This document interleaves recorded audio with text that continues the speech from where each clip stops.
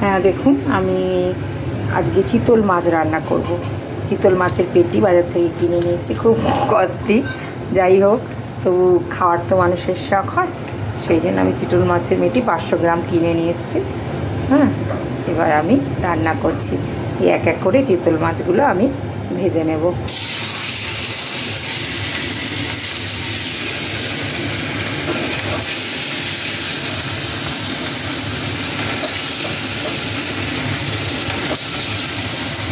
এই চিতল মাছগুলো আমি এক এক করে ভেজে নিচ্ছি। হ্যাঁ দেখুন, এই যে মাছগুলো আর বাকিটা দিয়ে দিয়েছি। এই যে সব মাছগুলো আমি ভেজে ফেললাম। এবার আমি এই মাছগুলো দিয়ে দিয়েছি। এবার এক এক করে উল্টে নেব মাছগুলো। হ্যাঁ দেখুন, এবার আমি তেজপাতা জিরে এই যে দিয়ে দিলাম ফোড়নে। এবার আমি আলু দিয়ে দেবো। এই যে একটু ভাপ দিয়ে রেখেছি, আলুর রসটা খাওয়া ঠিক না বলে। এবার আমি দিয়ে দিলাম, আলুটা লাল লাল করে ভাজবো। মাছগুলো আমি সব ভেজে ফেলেছি। চিতল মাছগুলো, চিতল মাছের পেটি রান্না হয়, চিতল মাছের পেটি।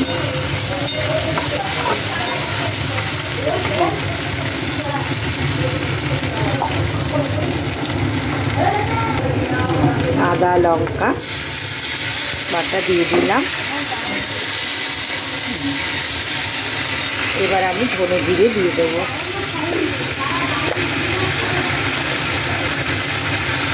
রসুনের গুঁড়ো দিয়ে দিচ্ছি। তারপরে জিরে দিয়ে দিচ্ছি।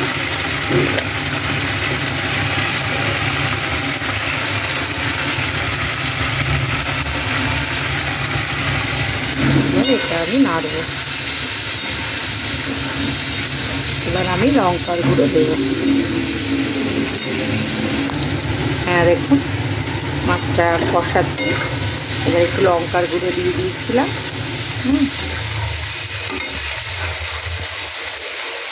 লঙ্কার গুঁড়ো দিয়ে দিয়েছিলাম। এবার একটু হলুদ গুঁড়ো দিয়ে দেবো। হলুদ গুঁড়ো দিয়ে দিলাম। আর মাপ মতন নুন দিয়ে দেবো।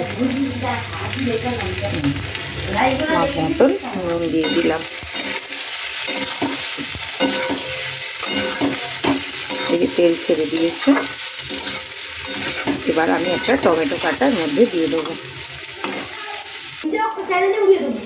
হ্যালো, এই যে দেখুন, আমি এবার কাঁচা টমেটোটা দিয়ে দিলাম।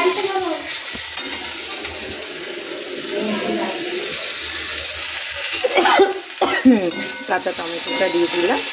এবার আমি মাছ মতন জল দিয়ে দিচ্ছি।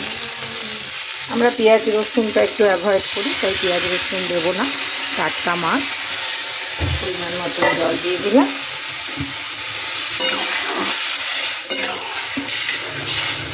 একটু গামাখা মাখা করবো বলে অল্প পরিমাণ জল দিলাম।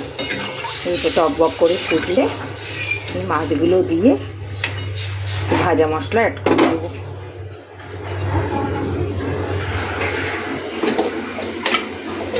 এবার আমি ঢাকা দিয়ে দিচ্ছি। হ্যাঁ দেখুন, আমার মাছের তরকারিটা ফুটে এসছে। এইবারে আমি মাছগুলো দিয়ে দেব। এই যে চিতল মাছ ভেজে রেখেছি, এই চিতল মাছগুলো আমি দিয়ে দেব।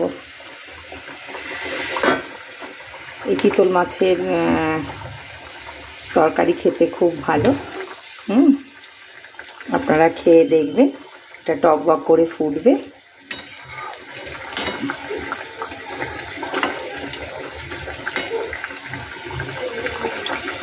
একটু মাছটা ঢাকা দেবো যাতে মাছটা এর সঙ্গে মজে যায়। হ্যাঁ দেখুন, মাছগুলো টকবক করে ফুটছে। এবার আমি জিরে, ধনে, তেজপাতা, শুকনো লঙ্কা দিয়ে ভেজে রেখেছিলাম, এই মশলাটা মাপ মতো বেটে দিলাম। জিরে, ধনে, তেজপাতা, শুকনো লঙ্কা, এটা আমি একটু নামানোর আগে অল্প করে এই মশলা বাটাটা দিয়ে দিলাম। দেখুন,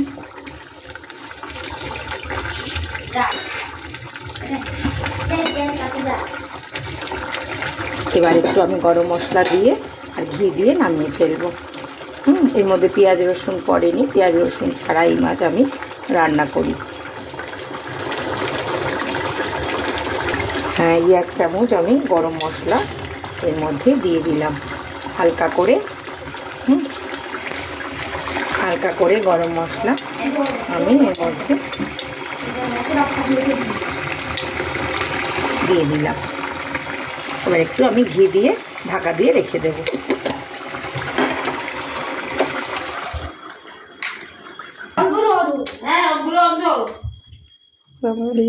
এখন আমি একটু ঘি দিয়ে দিয়েছি, গরম মশলা দিয়ে দিয়েছি। এই যে ঘন ঘন হয়ে গেছে এই মাছটা, এই পর্যায়ে এইরকম এসছে, দেখুন একদম ঘন ঘন হয়ে গেছে।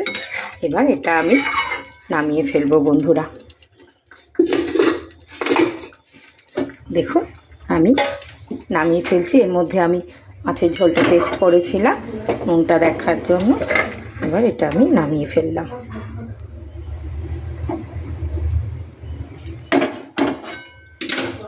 খুব সুস্বাদু চিতল মাছের পেটি খেতে, বিখ্যাত চিতল মাছের পেটি। চিতল মাছের মুইঠাও খুব ভালো খেতে, পেটিও খুব ভালো খেতে। খেয়ে দেখবেন, আপনাদের ভালো লাগবে। ভালো লাগলে সাবস্ক্রাইব করবেন, কমেন্ট করবেন। ধন্যবাদ বন্ধুরা। একটু পেঁয়াজ রসুন ছাড়াই করে খেয়ে দেখুন, খুব টেস্টি হবে আমি যেভাবে করলাম। Thank you.